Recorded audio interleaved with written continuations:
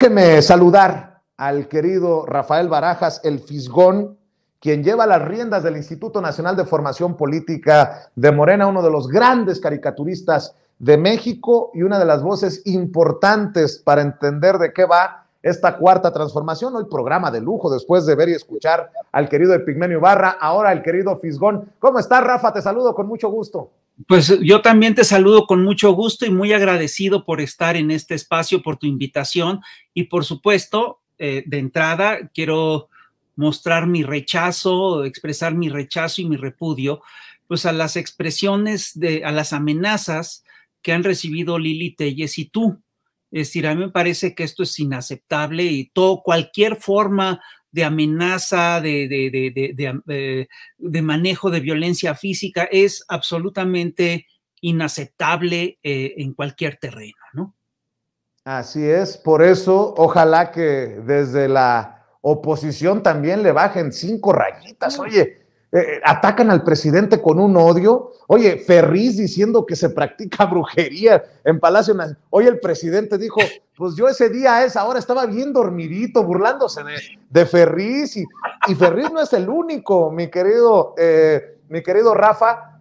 Andan muy ardidos por la marcha de hace una semana en la que salimos a marchar más de 1.200.000 personas. Andan muy enojados por la marcha, están muy enojados por el aumento al salario mínimo, cosa que a mí me parece francamente increíble.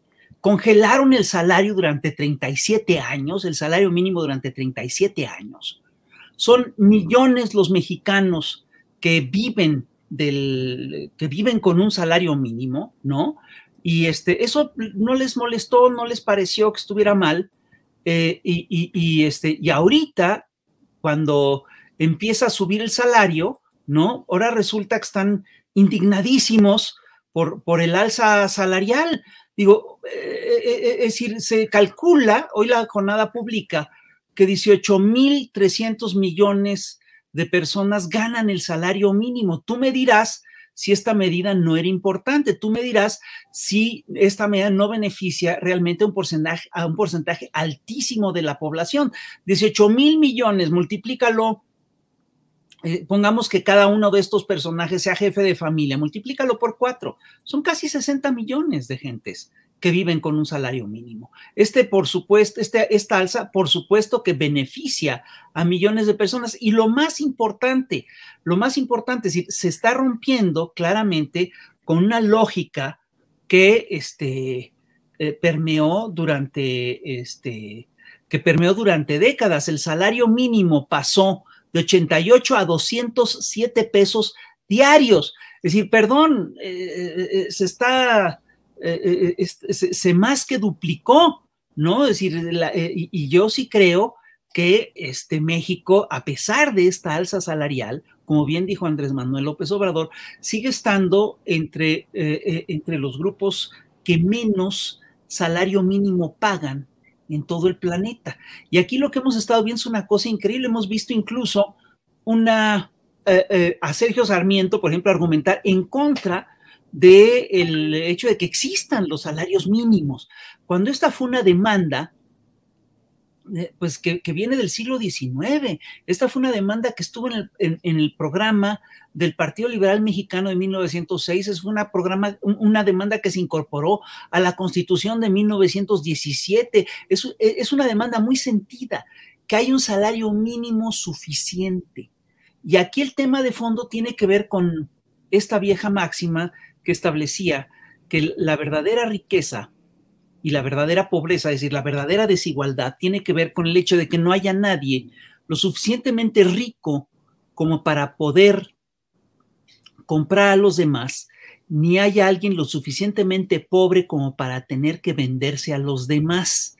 Entonces, perdón, a mí me parece que es importantísimo que el gobierno de la Cuarta Transformación haya emprendido una política de recuperación salarial importante.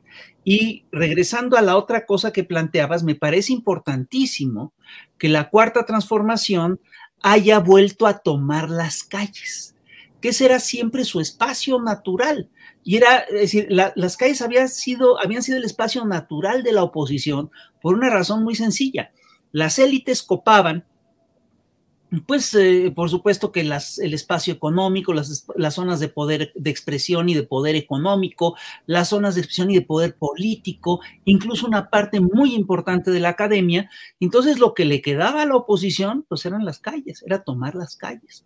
Ahorita lo que tenemos es una cosa muy curiosa, porque efectivamente hay los que éramos oposición, hemos ganado la presidencia, hemos ganado el Congreso, hemos ganado varias gobernaturas, varios espacios políticos importantes.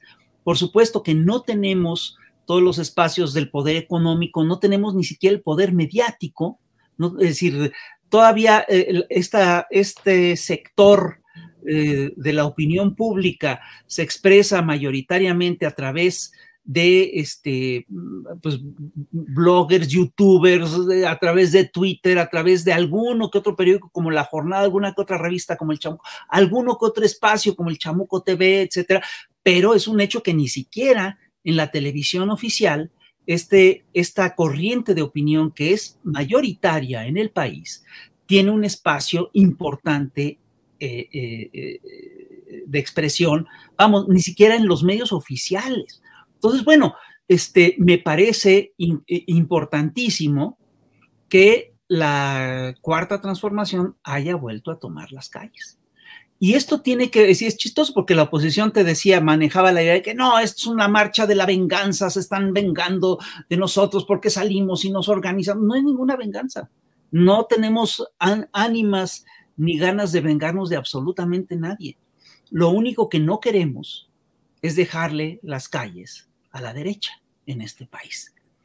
Y no queremos por una razón muy sencilla, porque es decir, en cuanto las derechas empiezan a tomar las calles, empiezan a pelear, se llega a una nueva fase de las andanadas en contra de los gobiernos progresistas.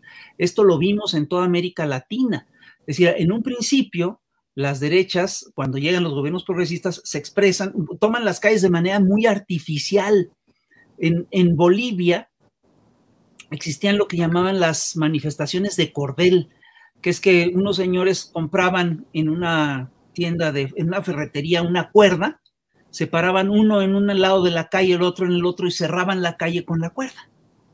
Y vimos cosas muy similares aquí en México, por ejemplo, con happening, esta instalación tan extraña, hicieron los de Frena en el Zócalo, que ocuparon el Zócalo con tiendas de campaña vacías, ¿no? Aquí lo que estamos viendo, lo que vimos el día 13, fue efectivamente un intento de este sector de la derecha mexicana por tomar las calles de la ciudad.